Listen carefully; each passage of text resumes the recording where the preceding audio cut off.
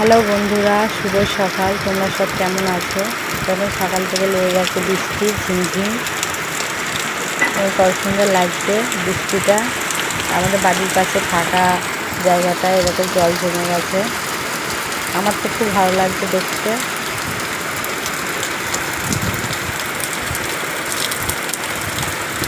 আর আকাশটা দেখুন, কালো মেঘ, কত সুন্দর লাগছে দেখতে। আর সবুজ গাছপালা, বৃষ্টি পড়ে যেন অপূর্ব লাগছে।